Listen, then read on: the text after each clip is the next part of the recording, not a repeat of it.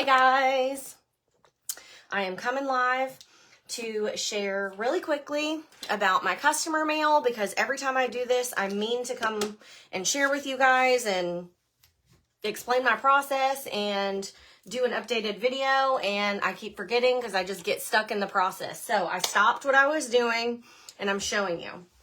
So number one, you can see I bulk mail. Whenever I decide to do my mail, it is a process because I really only do it once a month. You need to decide what you are going to do for you, by you, or if you're even going to do it. You do not have to do customer mail. But if you do, you need to do it to where you're not going to break the bank. When I first started, I would buy a $50 roll of stamps, and that would last me for probably 2 months. And that was because I wasn't mailing a ton of stuff because I had just joined. And all of the things that I would mail would only be one stamp, okay? So you need to set your budget when it comes to mail. Let me also say that before I start stuffing my mail, meaning before I go to mail anything, I weigh it. I know how much I'm going to spend before I ever start stuffing so that I don't end up with 7,000 packages or 7,000 envelopes that cost me $1.50 to mail, because that's not happening. All of these are one stamp. One stamp. One stamp. One stamp. I do one stamp mail for pretty much everything, and I'm going to show you, or I'm going to share with you how. I use stamps.com because it's a business write-off for me. It's worth it for me. If you are just starting out, you do not need to buy stamps.com. Use, if you're shipping packages, use Pirate Ship or one of the other things that you can use for free. If not, go to the post office or the grocery store or wherever and just get you some regular stamps, okay? I promise you that is the way to go. You don't want to spend money before you make money, okay? One thing I would suggest investing in is a scale. You can get these for super, super cheap.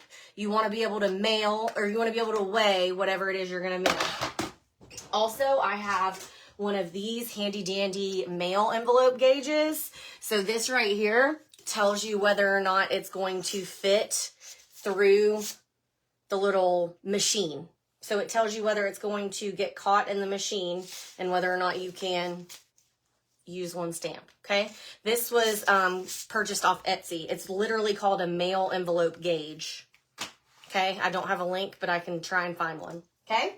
So I'm going to share with you my one stamp thank you mail. For people that spend less than $50 on my website, I stopped sending scent circles just because I just stopped sending them because it ended up being too much. But they get a scent of the month flyer with a sample in it. The sample is labeled. It does go to my website.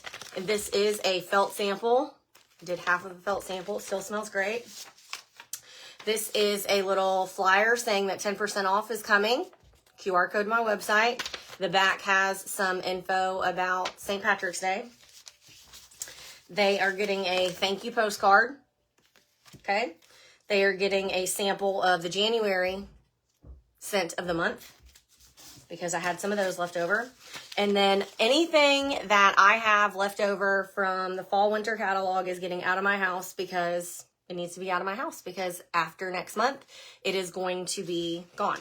So everybody's getting a product list. And I just put, this is a little QR code that goes to my website. It says quick shop link. Choose an open party at checkout to be spoiled, and they can scan that and it's going to go directly to my website. But this has all the scents, all the things, and by the time they get this, everything will be 10% off, and then they have one more sample. Now, the reason that I know that this is going to work for one stamp is because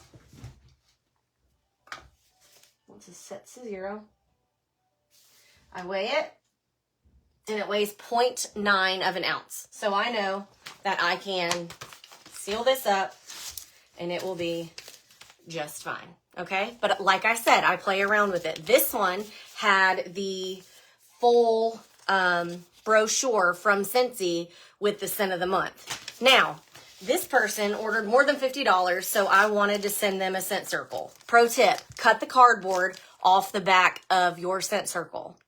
Pro tip, makes this a lot more flexible, meaning you may be able to get away with a non-machine, like a regular stamp, and it cuts down on the weight. So I obviously left the cardboard on right here, but I literally just folded it over. I'll show you what I do.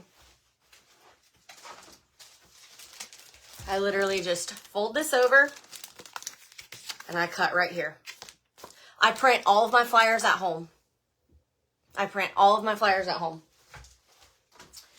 I know that it can be overwhelming, but don't worry about like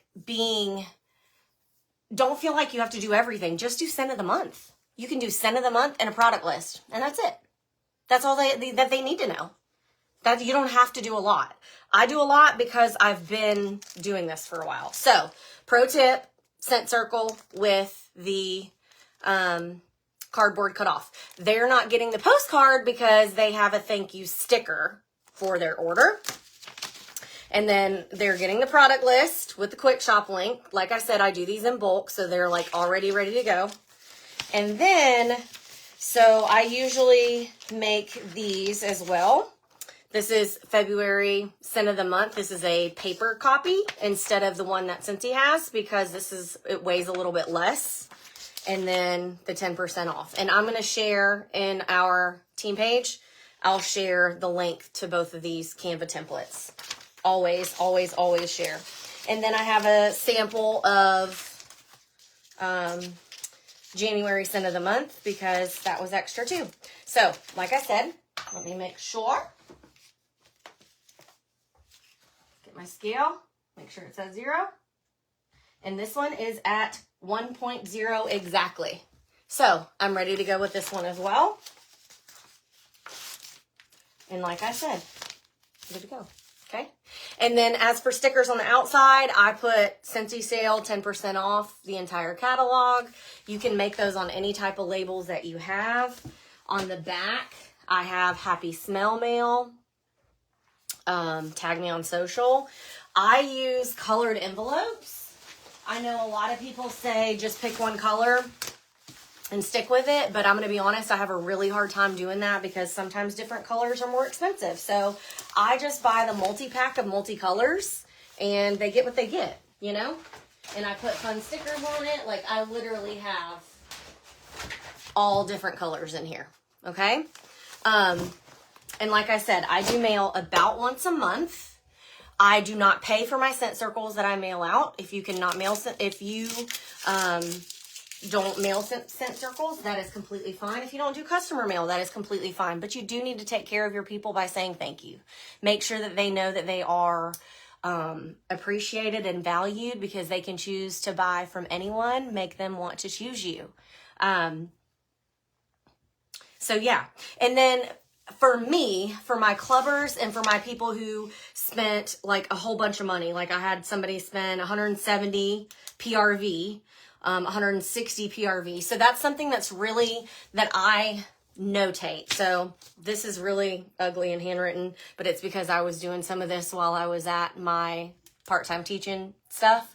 I have it written down over here to the side. This is the actual PRV. Not what the order total is. So like if you go to your order history and you just click, it says like my most recent order is $56.71 if I just click on it. But my total PRV is $43. I want to know what the PRV is. PRV of 50. And that's just my minimum mark just because it just is. And you can decide what your minimum mark is going to be. And then when you're seeing all of these aren't thank you mail. Some of these are just scent of the month, regular mail. It has everything in it but the thank you. And it's for people that have bought within the last 3 months. Theirs goes out. Now, if you're sending out samples and you're sending out mail and you're not following up, you might as well light your money on fire. Light it on fire because you're wasting it.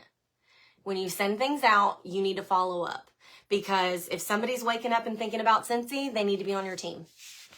They need to be on your team, okay? It's your job to wake up and think about Scentsy. It's your job to follow up and ask them how they like that scent.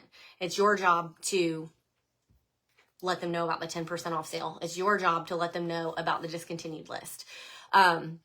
Once again, like I said, if this overwhelms you, start small if you want to start it at all. But you need to do what's going to work for you. How I do my mail and how I keep up with it is I literally go to my contacts tab, and I'm going to actually tell you the exact buttons that I press. I can't show you the workstation or they'll ban my video from YouTube. I go to contacts, and then if you click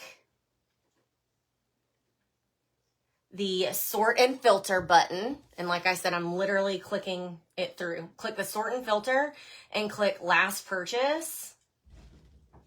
You can sort by last purchase. And you can even do like the date range. So if you just want to do the people that have purchased in December, and then you can view those.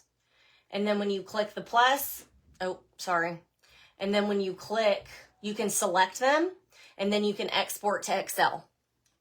And that's what I do. I export them to Excel, and then I do a mail merge with my labels. There's a video a long time ago, way back in my YouTube channel, about mail merging to labels. I do not handwrite them. I have them printed off. I can't do a video about it because YouTube will ban my video. But if you look up mail merge, it will tell you exactly how to do it. If you don't have a ton of people, absolutely handwrite your stuff. Do whatever works for you. But like I said, I export from my contacts. You can double check it with your order history because sometimes Scentsy Club gets pulled over. Sometimes it doesn't. It's being real finicky. I always double check. And then I print mine out because I'm a hard copy girly no matter what. And this is how I'm going to make sure that I follow up. Okay? I'm going to print out a different one because this is not kosher. I've highlighted in blue the ones that actually got thank you. The red people were my Scentsy Club, my Scentsy Clubbers. I had highlighted ones that I wanted extra happy mail. It's a way that works in my brain. And I know that there's probably a digital way to code all of that stuff and make you, if you're really good at Excel, you could make it do all of that on your own, but I just don't, I can't, Excel and I are not friends. We are not friends. So that is how I do my happy mail. Like I said, you do what works for you. Just make sure that you are actually following up. The workstation is your friend. Everything that you need to know is there. That's why it's always super important for you to get your customers' information. So tips again from the beginning. Always, always, always know the amount or know the weight of what you are going to mail before you start stuffing. Because if I didn't weigh the things out that I was going to send, I would have absolutely been over an ounce. Over an ounce. And I had... Let's see. Oh, I wrote it down. I had, let's see, because I hadn't done my thank you in a while. I had 65 thank yous. So 65 orders that should have had scent circles in them because I was behind. And so if I had stuffed those and they were all over 1 ounce, that would have cost me double what it cost me. And that's just not good for your business. So always weigh out what you're going to stuff and like adjust accordingly, if that makes sense. That's why I think a scale is important. I'm sure a food scale would work too. If you have a food scale, you just want to check on that. Does anybody have any questions? I have a really big mailbox. My mail lady probably hates me. I'm about to go put it out there now. But I hope this was helpful. Love y'all. Mean it.